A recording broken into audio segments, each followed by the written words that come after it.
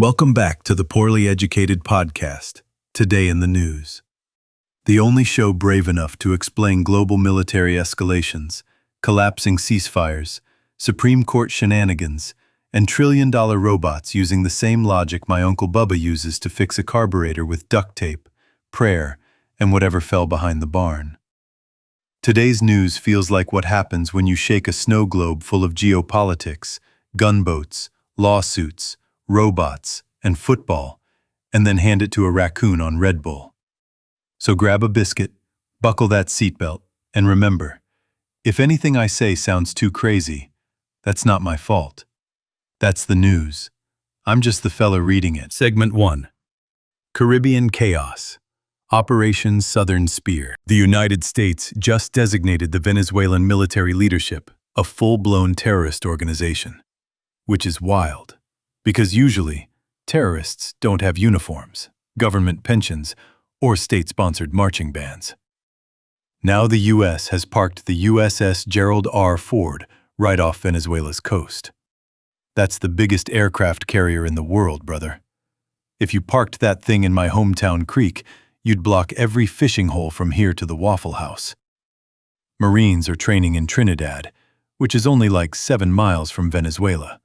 So close, you could probably toss a boiled peanut across the water and hit somebody's windshield. Maduro's over there yelling that the U.S. is planning to bomb and invade him, which is either paranoia or the most accurate weather forecast in South America. Brazil's mad. Airlines are canceling flights, and the FAA basically said, if your plane goes over Caracas, don't blame us if it gets confused for a UFO.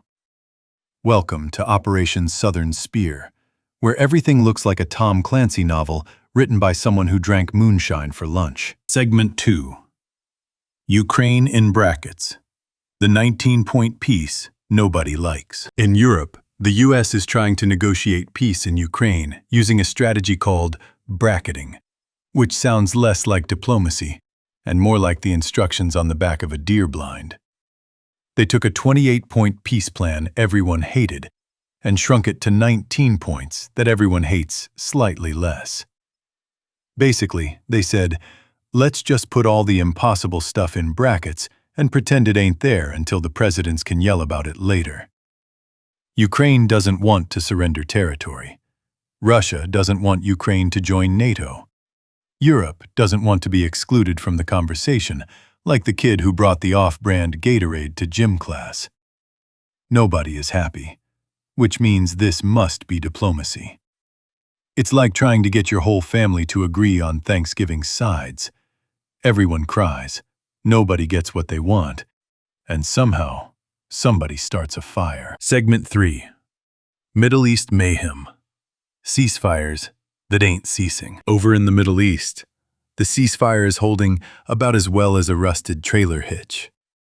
Israel hit a senior Hezbollah commander in Beirut, which is like poking a hornet nest while wearing pants made of honey and bad decisions. Hezbollah says they're studying the response, which is political code for, give us a minute, we're loading the rockets.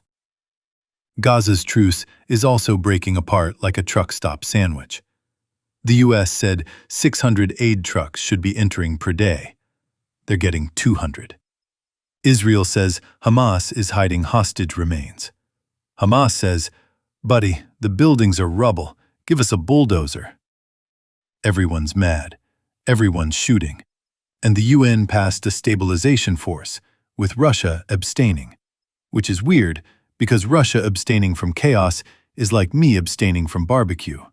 Scientifically improbable. Segment 4. G20. Without the U.S. Global South says, do it yourself. At the G20 in South Africa, the U.S. basically skipped the whole thing, like a teenager who didn't want to go to grandma's church picnic. They didn't send the president, they didn't send the VP. They sent some poor embassy guy who probably didn't even pack a clean shirt. Traditionally, there's a little ceremony where the host hands the next G20 president a gavel. South Africa looked at the U.S. delegation and said, nope, we ain't doing that, and handed over the leadership verbally, like it was a drive-through order.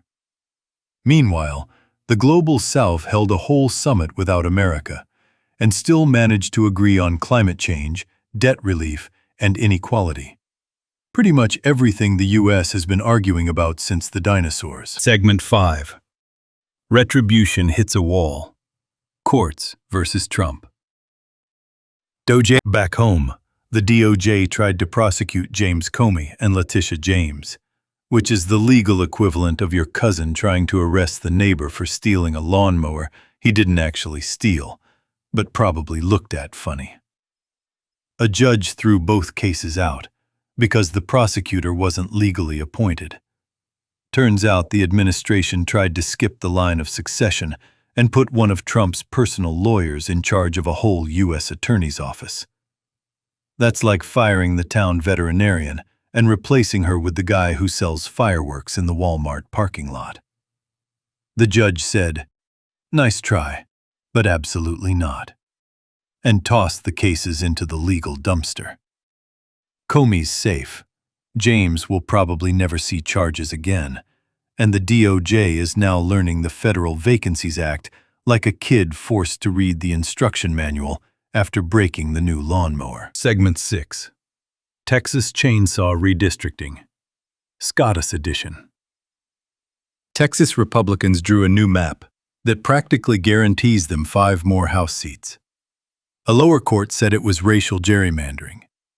Then the Supreme Court swooped in and said, "Let them use it for now while we argue about it," which is exactly how we treat duct tape in my family.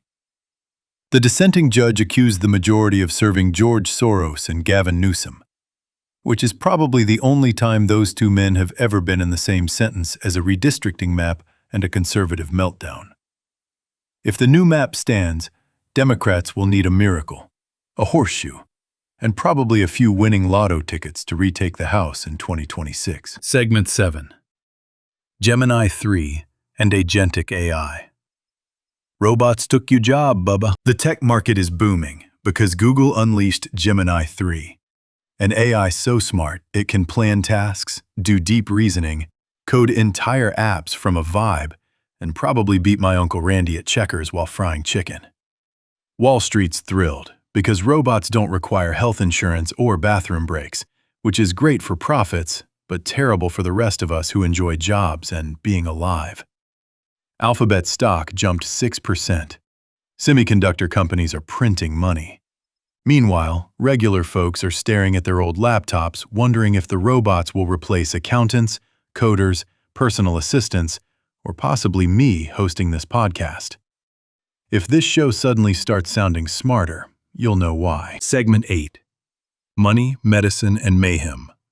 The coming ACA cliff. The Fed is hinting at a December rate cut, which makes Wall Street happier than a possum in a dumpster cake. But the ACA subsidies expire at the end of 2025, meaning millions of Americans could see their health insurance skyrocket like a bottle rocket launched from a gas-soaked stump. The administration is trying to extend the subsidies for 2 years, which is funny because that means Republicans are now saving Obamacare to avoid political blowback.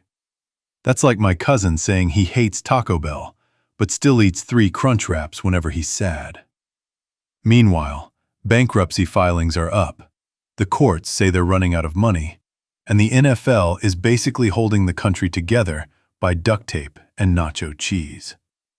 The Rams crushed the Bucks, the Cowboys beat the Eagles, and Monday Night Football might be the only reliable diplomatic institution we have left. In conclusion, America feels like a jalopy going 90 miles per hour down a gravel road with 3 flat tires, a raccoon in the glove compartment, and a driver who thinks the check engine light is just a friendly suggestion.